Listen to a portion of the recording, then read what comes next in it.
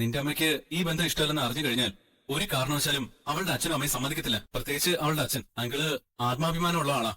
അതൊക്കെ എനിക്കറിയാം. പക്ഷെ നീ പലപ്പോഴും എന്നെ നിരുത്സാഹപ്പെടുത്തുന്ന രീതിയിലാണ് സംസാരിക്കുന്നത്. അതുകൊണ്ടാണ് ഞാൻ ചോദിക്കുന്നത്. നിനക്കൊന്ന് തോന്നരുത്. അവളോട് നിനക്കെന്തെങ്കിലും ഇഷ്ടമുണ്ടോ? നീ എന്താണ് അങ്ങനെ പറഞ്ഞത്? അല്ല, നിനക്ക് നിസ്സാരമായിട്ട് ഹാൻഡിൽ ചെയ്യാവുന്ന വിഷയമാണ് ഇത്. പക്ഷെ നീ അത് സോൾവ് ചെയ്ത് തരുന്നില്ല. പിന്നെ ആർക്കായാലും അങ്ങനെ ഒരു സംശയം തോന്നുമല്ലോ.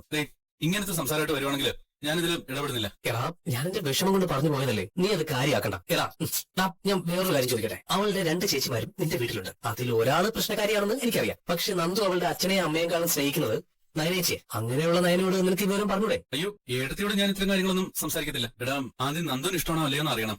അത് കഴിഞ്ഞ് ബാക്കിയുള്ളവരോട് ഈ കാര്യം പറഞ്ഞാൽ മതി. ഒന്നാമത് നിന്റെ അമ്മയുടെ സ്വഭാവം നയനടുത്തേക്ക് നന്നായിട്ട് അറിയാം. ശരി, എന്നാ നിന്റെ ഇഷ്ടം പോലെ ചെയ്യും. പക്ഷേ ഇതിനൊരു അവസാനം വേണം. എന്നും ഇങ്ങനെ ഇക്കാര്യവും പറഞ്ഞ് നിന്നെ ബുദ്ധിമുട്ടിക്കുന്നതും സ്വയം ബുദ്ധിമുട്ടുന്നതും നല്ലതാണെന്ന് എനിക്ക് തോന്നുന്നില്ല. ശരിയാ? ശരിയെന്ന്.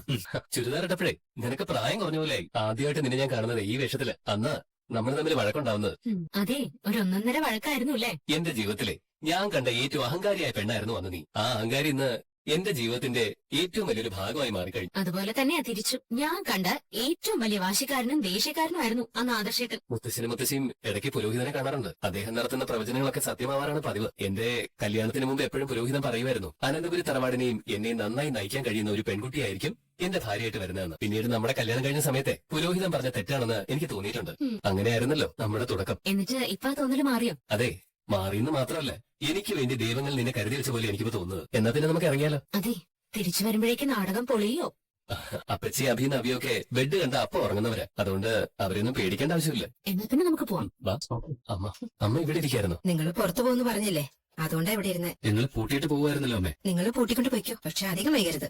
പെട്ടെന്ന് വരാൻ നോക്കണം. ഞാൻ പറഞ്ഞതാ അമ്മേ, പോണ്ടാന്ന്. കുഴപ്പമില്ല മോളെ, മുറിക്കകത്തിരുന്ന് ഇവന് വല്ലാതെ ശ്വാസം മുട്ടി കാണും. നിങ്ങൾ പുറത്തു പോയി കാറ്റൊക്കെ കൊണ്ടിട്ട് വാ. അമ്മ ഏതായാലും കിടന്നില്ലല്ലോ, എന്നാ പിന്നെ അമ്മയും കൂടെ പോരെ. നിങ്ങൾ 2 ആളും ഒന്നിച്ചു പോണമെന്നാ പ്ലാൻ ചെയ്തേ. ഇനിയിപ്പോ അതിന്റെ ഇടയ്ക്ക് ഞാൻ വലിഞ്ഞേറി വരുന്നില്ല. അങ്ങനൊന്നും ഇല്ലമ്മേ. ഇല്ലെങ്കിൽ ശരി, നിങ്ങൾ 2 പേരും കൂടി പോയിട്ട് വന്നാ മതി. ഇതൊരു കണക്കിന് ഒരു പിള്ളേരുകളി പോലെയാ. പക്ഷേ ഇന്നും അഭിയോട് ജലജ സംസാരിക്കുന്നത് ഞാൻ കേട്ടു. നമുക്ക് എന്തൊക്കെ തിരിച്ചടി ഉണ്ടായെന്ന് പറഞ്ഞാലും അതിലും വലിയ തിരിച്ചടിയാണ് ദേവയാനിക്കും മോനും കിട്ടിയതെന്ന്. അവന് ഇതുവരെ ജയിലിന് പുറത്ത് വന്നില്ലല്ലോ എന്നൊക്കെയാ അമ്മയും മോനും കൂടി പറഞ്ഞുകൊണ്ടിരിക്കുന്നത്. അവരൊക്കെ കുറച്ചുകൂടി സന്തോഷിക്കട്ടെ. അത് മാത്രമല്ല, അഭിയെ ജയിലിൽ കിടത്തിയതിന് ദൈവം നിലക്കുന്ന ശിക്ഷയാ നിന്റെ ജയിൽവാസം എന്നൊക്കെ നവ്യ അവസരം കിട്ടുമ്പോഴൊക്കെ പറയുന്നുണ്ട്. ആ നിലയ്ക്ക് അവരുടെ മനസ്സ് പഠിക്കാൻ ഇത് നല്ലൊരു അവസരമാണ്. ഞങ്ങളും അത്രേ കാണുന്നുള്ളൂ അമ്മേ. എന്നാ പിന്നെ ഞങ്ങൾ പോയിട്ട് വരാമേ. ശരി മക്കളെ, പുറത്തുനിന്ന് പൂട്ടിക്കോ. ശരി. ശരി അമ്മേ. നമ്മുടെ ലൈഫ് തുടങ്ങിയ ശേഷം ഇതുവരെ വളരെ നന്നായിട്ടാണ് പൊയ്ക്കൊണ്ടിരിക്കുന്നത്. ജീവിതത്തിൽ ഓർത്തു വെക്കാൻ ഒരുപാട് നല്ല മുഹൂർത്തങ്ങൾ ഉണ്ടായിട്ടുണ്ട്. നമ്മൾ പോലും അറിയാതെ നമ്മളെ തേടി വന്ന ഒരുപാട് സംഭവങ്ങൾ. ആദർശേട്ടൻ പോയ ശേഷം ഭയങ്കര ബോറിംഗ് ആയിരുന്നു. പിന്നെ വിളിക്കാതെ ആയപ്പോ ഭ്രാന്ത് പിടിക്കുന്ന പോലെ തോന്നി.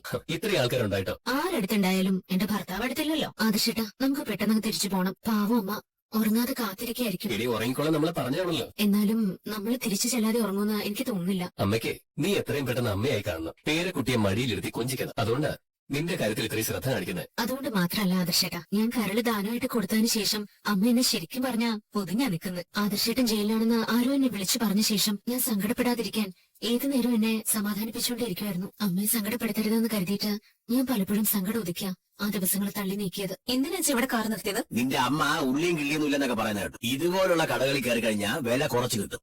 നമ്മൾ ഇത്രയും ഗതികേടിലായോ? മോളെ, ഇവിടെ ഹോൾസെയിൽ റേറ്റ് കിട്ടും. കടം പറയാനാണോ? ഇത് പരിചയമുള്ള കടയൊന്നും അല്ല. പിന്നെ ഞാൻ സാധനം വാങ്ങുന്നതിനിടയിൽ നീ വല്ലതും അടിച്ചു മാറ്റാൻ പറ്റുമെങ്കിൽ അടിച്ചു മാറ്റിക്കോണം. ഒരു സഞ്ചി കൂടി എടുക്കേണ്ടതായിരുന്നു അല്ലേ? എടി, അത് അനാമിക അച്ഛനുമല്ലേ? ആ അതെ. പെട്ടെന്ന് വാ.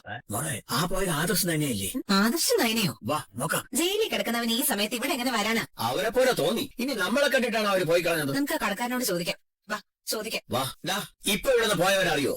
ഇല്ല, അവർ ആദ്യമായിട്ട് വരുന്നത്. എന്താ സാറേ? അല്ല, ഞങ്ങളുടെ പരിചയക്കാരനാണോ എന്നൊരു തോന്നല്. അവര് പെട്ടെന്നാണല്ലോ പോയി കളഞ്ഞത്. പൈസ എന്നിട്ട് ബാലൻസ് പോലും വാങ്ങിച്ചില്ല. എന്തോ കുഴപ്പമുണ്ടല്ലോ. എനിക്ക് അവരെ പോലെ തന്നെ തോന്നി. എന്താ സാറേ വേണ്ട?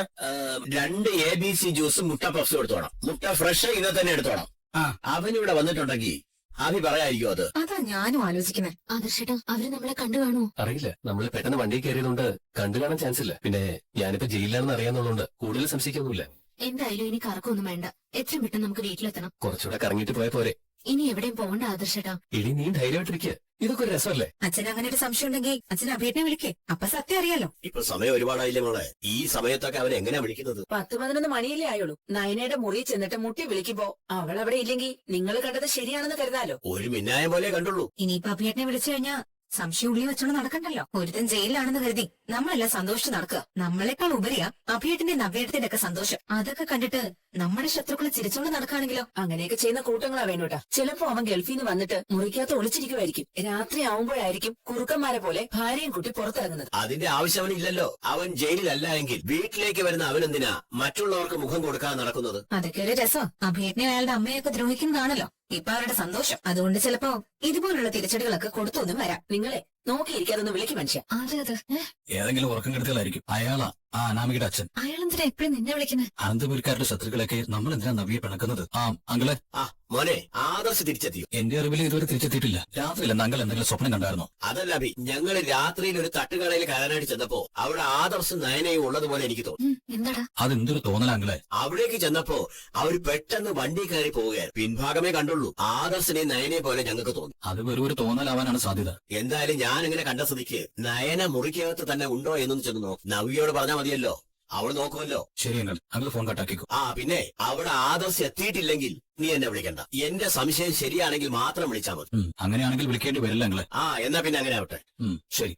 എന്തുപറ്റി? അങ്ങേര് തട്ടുകടലോ മറ്റോ പോയപ്പോ ആദർശനെ നയനെ പോലെ ആരോ കണ്ടെന്ന്. നീ ഒരു കാര്യം ചെയ്യും. എന്തായാലും അങ്ങേര് ഇങ്ങോട്ട് വിളിച്ച സ്ഥിതിക്ക് നീ ഒന്ന് പോയി നോക്കുന്നവയെ. നിന്റെ അനിയത്തി അവിടെ ഇല്ലെങ്കിൽ അങ്ങേര് പറഞ്ഞ സംശയം നമുക്ക് സീരിയസ് ആയിട്ട് എടുത്തേ പറ്റൂ. ഞാൻ ഇപ്പൊ തന്നെ നോക്കിയിട്ട് വരാം. ചില എന്താ ചേച്ചി? ഒന്നുമില്ല. എന്താ ചേച്ചി നോക്കുന്നത്? ഒന്നുമില്ല. ഞാൻ ഇതിനകത്ത് ആരും ഒളിപ്പിച്ചു വെച്ചിട്ടൊന്നുമില്ല. അങ്ങനെ ഒളിപ്പിച്ചു വെച്ചെന്ന് ഞാൻ പറഞ്ഞോ? അല്ല, പെട്ടെന്ന് വന്ന് ഡോറിൽ മുട്ടുകയും അകത്തോട്ടൊക്കെ നോക്കുകയും ചെയ്തത് കൊണ്ട് പറഞ്ഞതേ ഉള്ളൂ. ഒരു തട്ട് തട്ടിയപ്പോ തന്നെ നീ ഡോർ തുറന്നല്ലോ. നിനക്ക് ഉറക്കൊന്നുമില്ലേ? എങ്ങനെ ഉറങ്ങാനോ? ആദർശന്റെ കാര്യം ഓർത്തിട്ട് എനിക്കൊരു സമാധാനവും. ഇങ്ങനെ ഞാനും കുറേ ദിവസം ഉറക്കൊഴിഞ്ഞിരുന്നിട്ടുണ്ട്. അന്ന് എന്നെ സമാധാനിപ്പിക്കാനൊന്നും ആരും ഇല്ലായിരുന്നു. അവനവന് വരുമ്പോഴേ മറ്റുള്ളവർ അനുഭവിച്ച വേദന മനസ്സിലാവും. അത് മനസ്സിലാക്കി തരാൻ തന്നെയാ ഇങ്ങനെയൊക്കെ സംഭവിച്ചത്. ഇത് പറയാനാണോ ചേച്ചി ഇപ്പൊ ഇങ്ങോട്ട് വന്നത്? അല്ല, പിന്നെ ഞാൻ വന്നപ്പോ പറഞ്ഞതേ ഉള്ളൂ. എന്താടാ ഇത്? അവളുടെ മുറിയിൽ അവള് മാത്രമേ ഉള്ളൂ. വെറുതെ ഈ സമയത്ത് തന്നെ അങ്ങോട്ട് പറഞ്ഞു വിട്ടിരിക്കുന്നു.